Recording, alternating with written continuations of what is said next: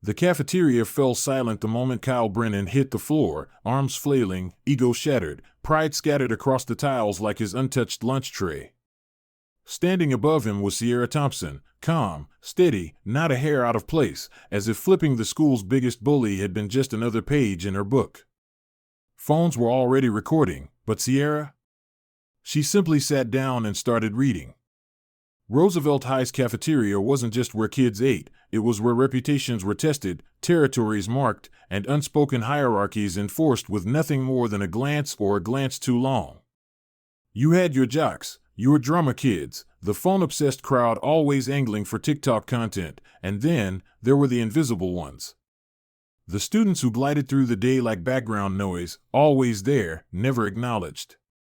Sierra Thompson was one of them. Not because she lacked presence, but because she never asked for any. At 15, she was sharp, quiet, and watchful. The kind of girl who noticed everything but rarely gave anyone the satisfaction of knowing it. While other students lugged Chromebooks and loud laughter through the halls, Sierra carried a dog-eared copy of Kindred tucked beneath her arm and the kind of posture that said she didn't need anyone's approval to be who she was. That day had started like any other. A pre-lunch biology test, cells and mitosis, and Ms. Devers's caffeine-fueled voice booming through the period. Sierra finished early, turned her paper in with the calm of someone who knew she'd aced it, and made her way to the lunchroom with her earbuds in and thoughts on Chapter 14. She wasn't in a rush. She never was. But today, her usual spot, the table near the windows, under the broken ceiling vent, was taken. Probably by the sophomore soccer team, who were on a winning streak and acting like they owned the building. Sierra scanned the room. Nearly every table was spoken for in one way or another. Then she saw it, a half-empty table near the center, with only 3 students at one end and a lone backpack in the middle of the bench like a territorial marker. That was when she saw him. Kyle Brennan. Senior.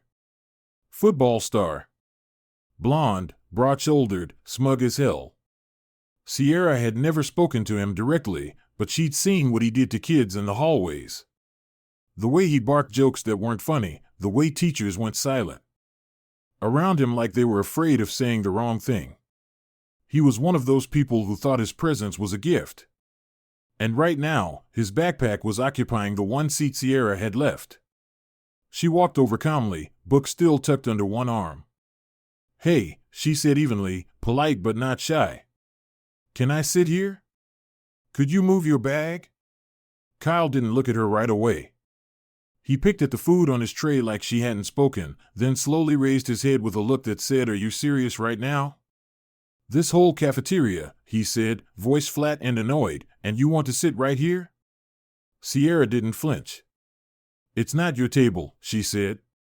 "Just your bag." One of his friends stifled a laugh. The other leaned back, watching like this was the day's entertainment. Kyle smirked and leaned back in his seat, stretching like she'd just asked him to solve world hunger. He reached down and slid the bag a few inches, barely enough room to sit. "There. Be my guest," he muttered. Most people would have taken the hint and left. But Sierra didn't move away. She sat down, slow and smooth, placed her book on the table, and opened it like it was just another Thursday. She didn't look at him again. She didn't need to. His smirk twitched. The boys at the far end of the table chuckled under their breath, and someone from a nearby table whispered just loud enough to be noticed. But Sierra? She read. Calm. Focused. And completely unmoved. For the first 5 minutes, Kyle went back to his conversation, voice a little louder than necessary, throwing around jokes like grenades, clearly trying to reclaim control of the moment. But the longer Sierra stayed seated, silent and steady, the more rattled he became. He started talking over his own friends, slamming his hand on the table a little harder than necessary, glancing her way like he was waiting for her to react. She didn't. That's what got to him.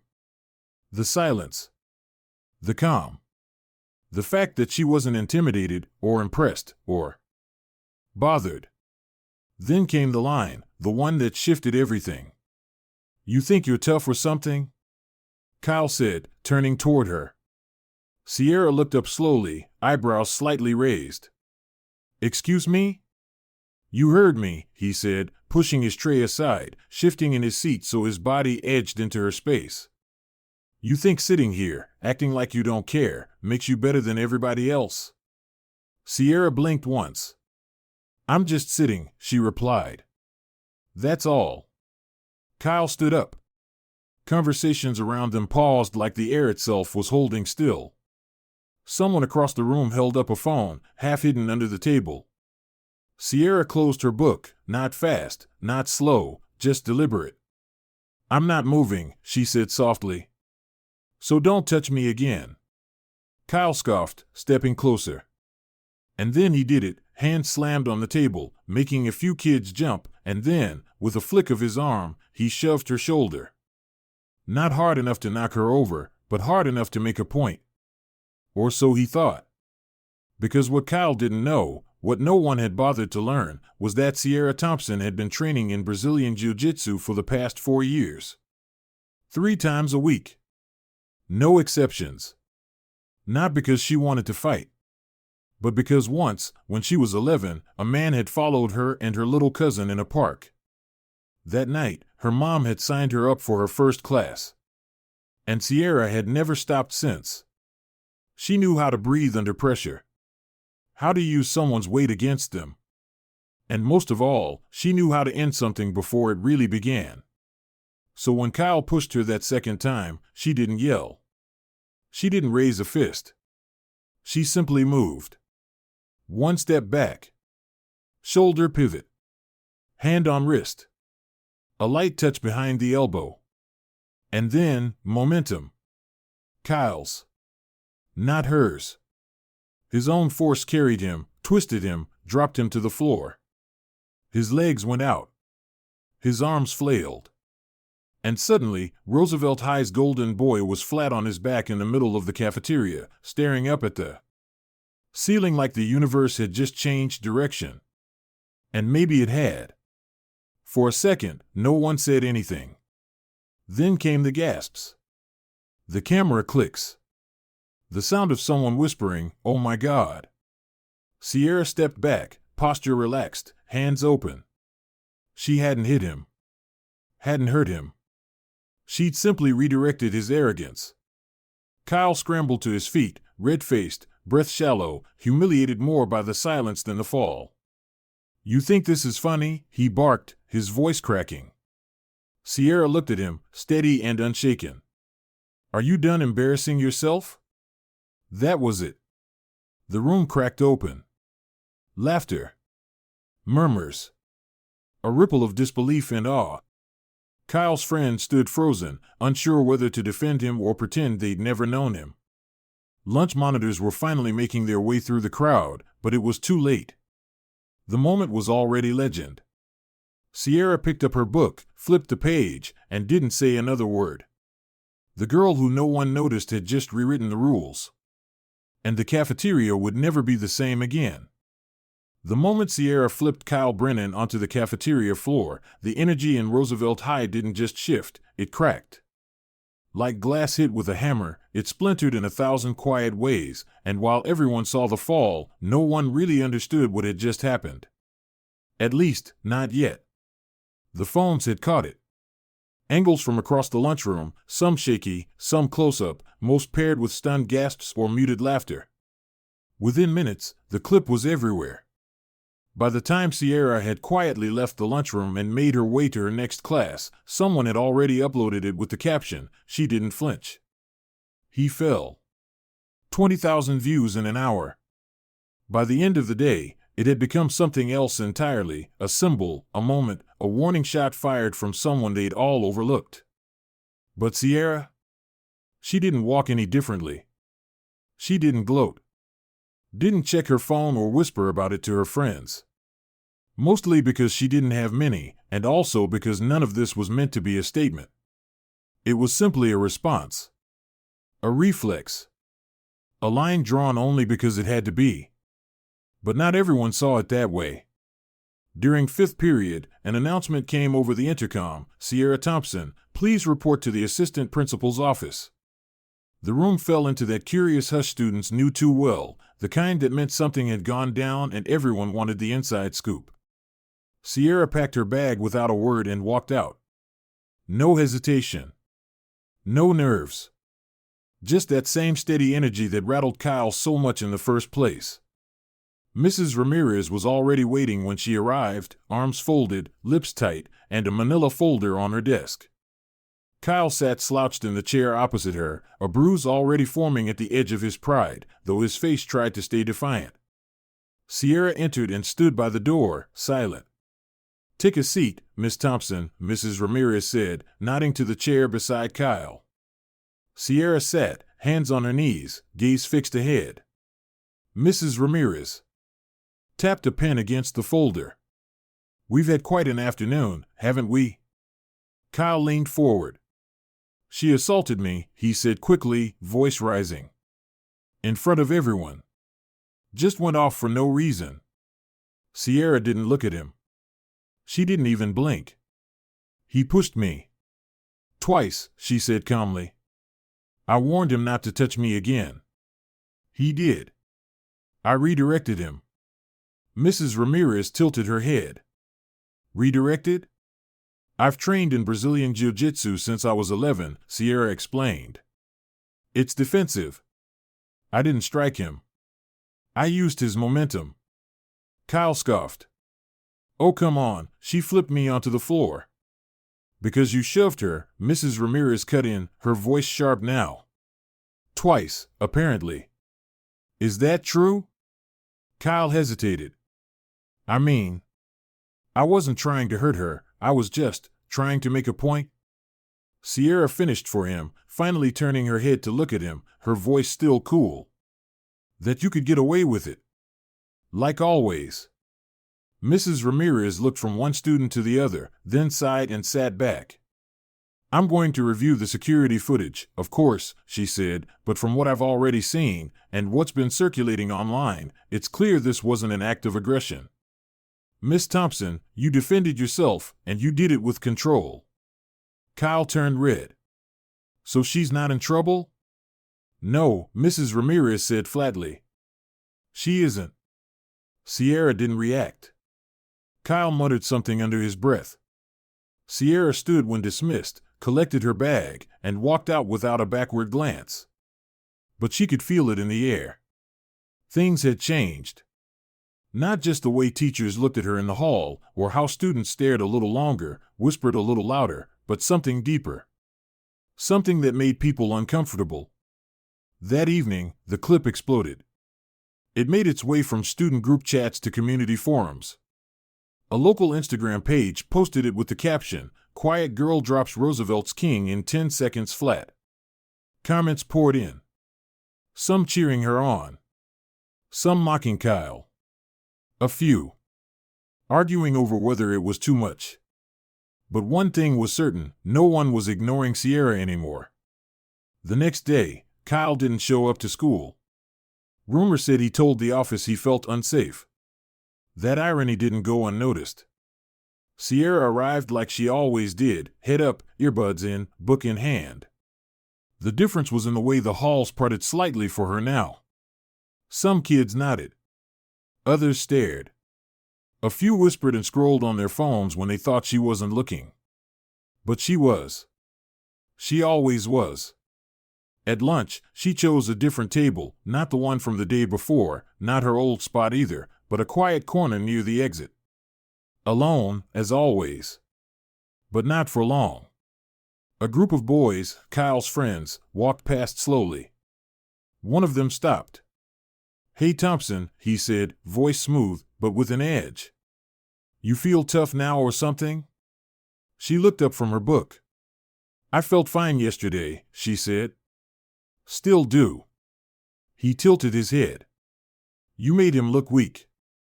People don't forget stuff like that."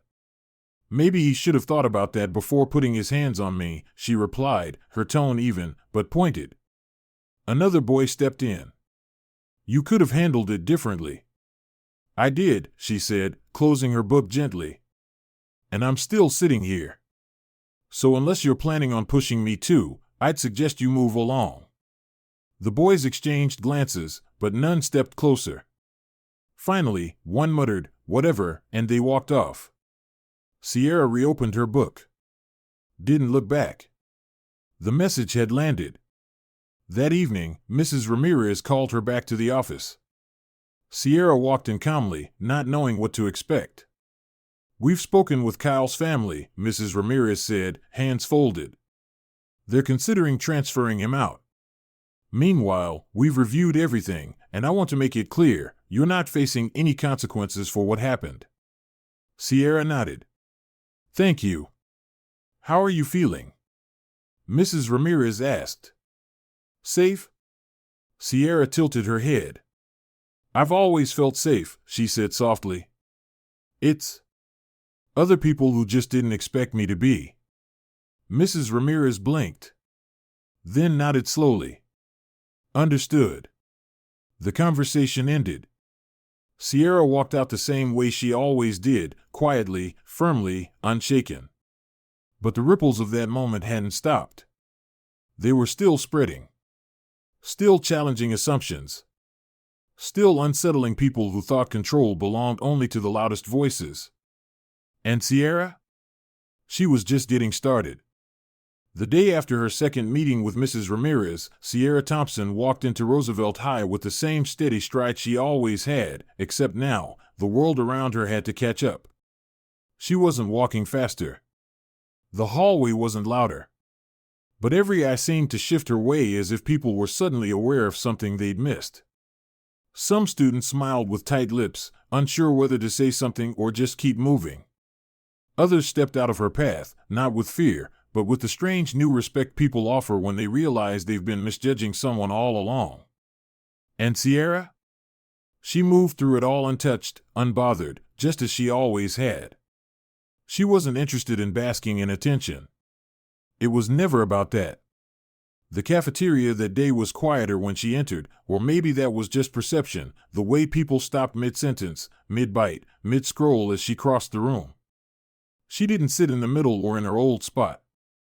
She found a new place altogether, next to the vending machines under a broken clock that had been stuck at 11:24 for months. She opened her book and let the world do what it wanted around her. It didn't take long before Mrs. Ramirez called her in again. The third time in a week. But this time, there was no Kyle Brennan waiting. Just the assistant principal, sitting behind her desk with a look that wasn't stern or disappointed. If anything, it was thoughtful. Maybe even conflicted. "Sierra," she began, folding her hands neatly on the desk. "I wanted to give you an update. Kyle's family has been in touch. After everything that's happened, it looks like they're considering transferring him to another school." Sierra didn't react. Not a flinch. Not a blink. Just sat quietly, taking it in. Mrs. Ramirez continued. "I also want to reaffirm, again, you're not facing any disciplinary action. I reviewed the footage multiple times. I spoke to faculty, I even called the district to make sure we were handling this appropriately." Sierra looked at her now, just slightly, a calm weight in her gaze.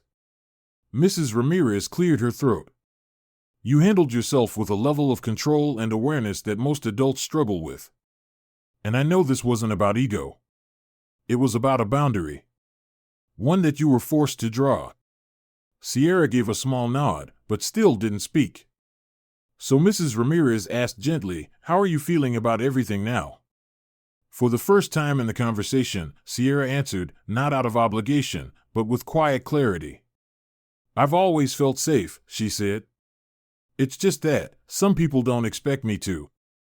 The words landed with the weight of unspoken years, and Mrs. Ramirez took a long pause before finally nodding. "Well," she said softly, "they'll have to start." Sierra stood, gave a polite thank you, and left the office like a gust of steady wind, here, certain, and unstoppable. By afternoon, the whispers had changed. No one was asking whether she was the girl who flipped Kyle. Now they asked if she was the one who held her ground, if she really trained in jiu-jitsu, if she was still cool about it even with everything blowing up around her. The narrative had shifted. She wasn't just a moment. She was a movement. But Sierra didn't let the noise in. She moved through her classes, through the lunch hour, through the side glances and camera phones like none of it mattered. Because to her, it didn't, not really. She hadn't fought for attention.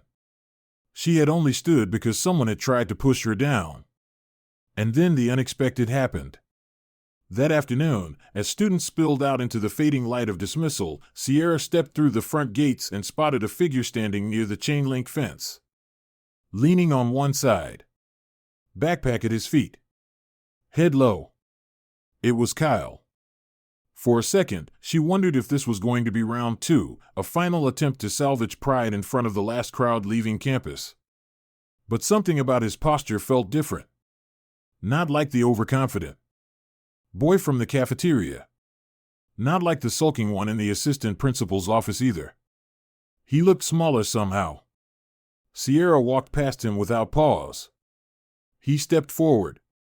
"Sierra," he said, voice low. She stopped. Turned slowly. Waited. He scratched the back of his neck, didn't meet her eyes at first. I'm not here to fight or anything." She said nothing. Let the silence do the asking. He looked up now, finally meeting her gaze. "I wanted to say I was wrong. About you. About how I acted." She watched him carefully, unmoved. "I let my friends hype me up. I thought I could push you around, and when that didn't work, I didn't know what to do. And then it was just embarrassing. I didn't know how to walk it back." His hands were deep in his jacket pockets, shoulders hunched forward. "But you didn't try to humiliate me. You didn't even gloat. You just handled it. And that messed with me. In a way I probably deserved." Sierra stared at him for a long second. "I didn't want to hurt you," she said finally. "I just wanted you to stop."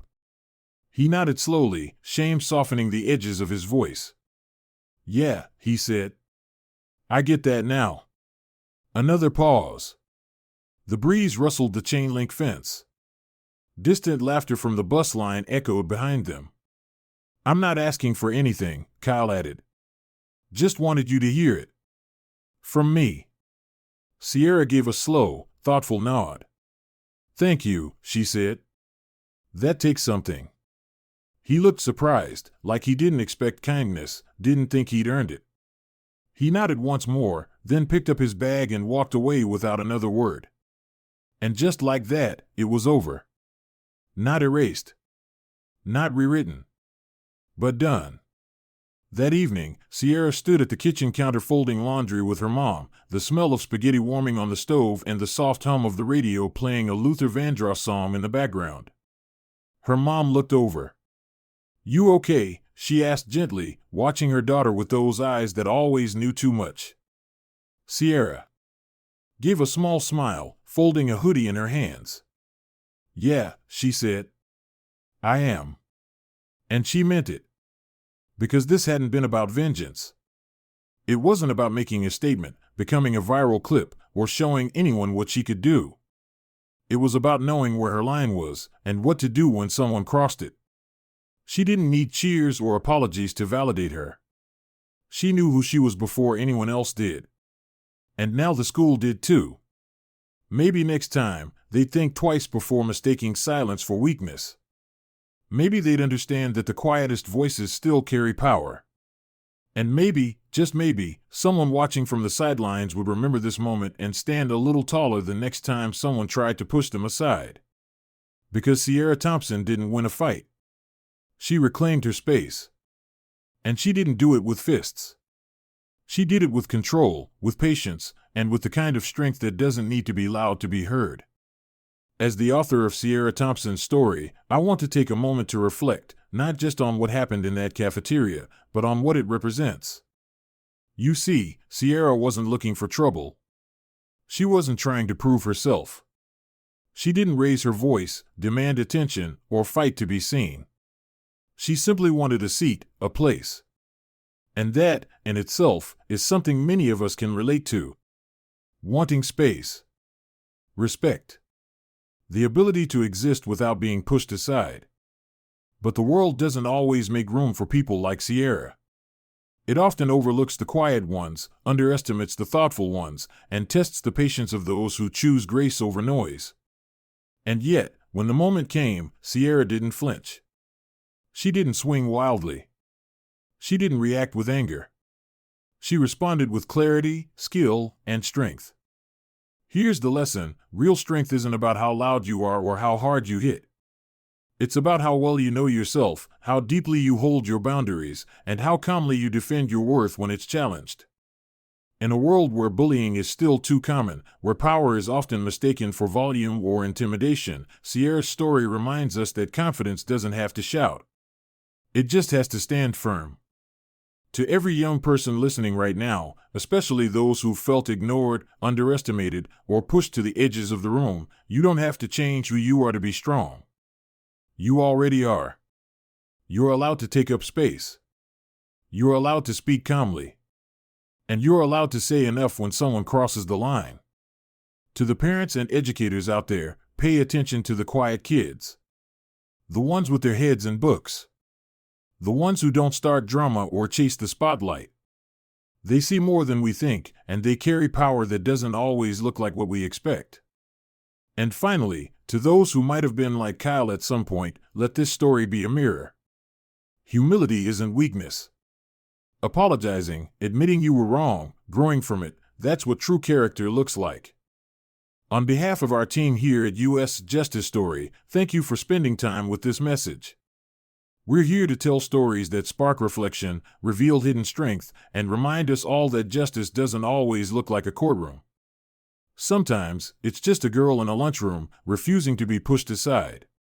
If Sierra's story moved you, we invite you to share it, to talk about it, and to carry its lesson into your own life.